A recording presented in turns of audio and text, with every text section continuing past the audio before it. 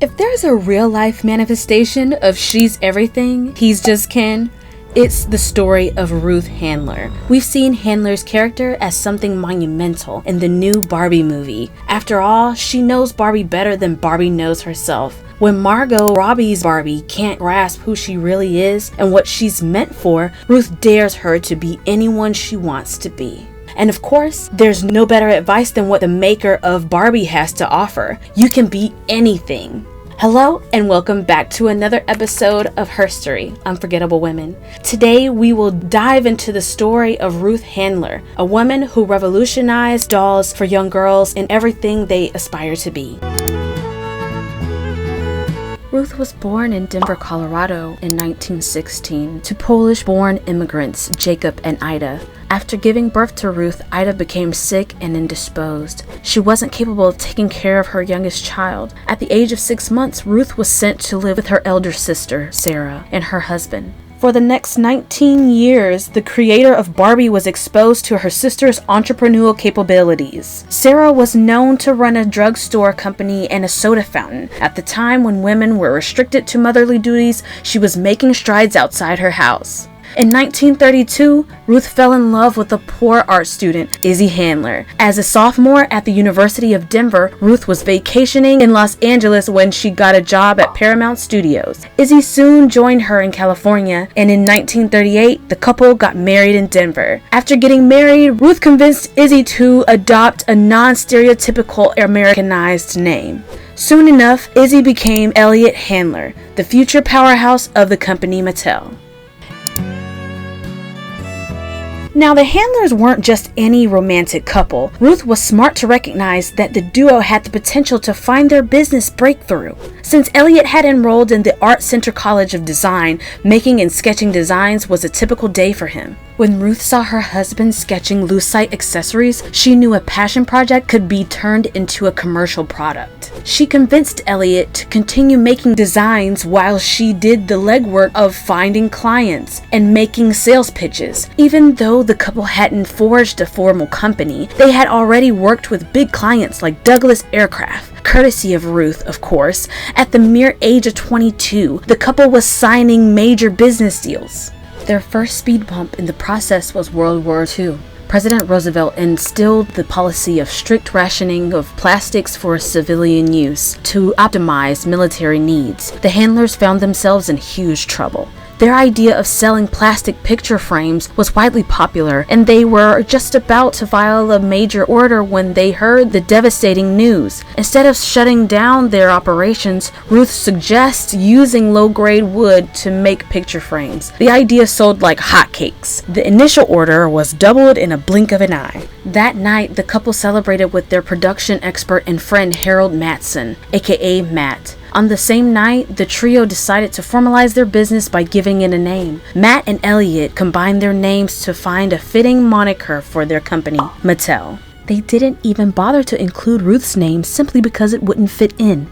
It didn't matter that it was her idea that had saved the company in the first place. In fact, from the get-go, Ruth's role in the business was overshadowed by her male counterparts, and the practice would continue. By 1957, Mattel was an established toy company.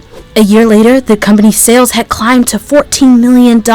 Around the same time, Ruth found her inspiration to sell dolls to children. Her impetus for the idea was her daughter and her friends who were obsessed with paper dolls. In her memoir, Dream Doll, The Ruth Handler Story, she narrates the experience in remarkable words. She said, "I discovered something very important. They were using these dolls to project their dreams of their own futures as adult women. Wouldn't it be great if we could take that play pattern and three-dimensionalize it?" It was a no-brainer that Ruth had a billion-dollar idea, but her idea was shut down by Elliot and Matt because, apparently, it wouldn't have worked.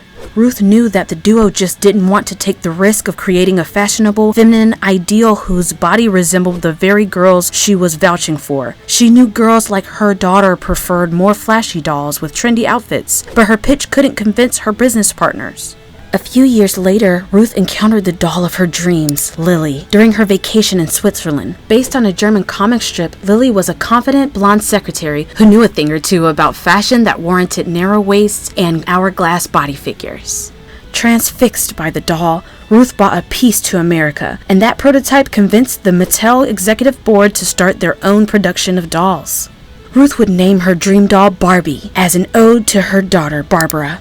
And lo and behold, Barbie became the first commercially successful mass-produced toy in the US. In its first year, Mattel sold 350,000 pieces priced at $3 each. In 1961, Ruth also commissioned the idea of creating Ken, named after her son Kenneth. We all know that Ken is Barbie's boyfriend, and to be fair, he's nothing more than that. In creating the Barbie universe, including her eye candy and dreamy home, the doll is the centerpiece. Even though Ruth gave her doll the world, she also made sure that she remained at the center of it. Single-handedly, Ruth revolutionized playtime for young girls. Even though Barbie had taken over the world by making Mattel a billion-dollar company, Ruth's role in the process wasn't celebrated. Back in the 60s and 70s, it was unusual for women to take charge of leading business like Mattel. Despite all odds, Ruth served as Mattel's first president from 1945 to 1975. Outside of board meetings, the company didn't go out of its way to acknowledge its president and frontrunner for her matchless contribution. Even when Mattel was a popular hotshot in corporate clubhouses, Ruth, like any other woman, didn't have a membership. The creator of Barbie only took a step back from her company after she got diagnosed with breast cancer. After going through a mastectomy, Ruth felt she was defeminized.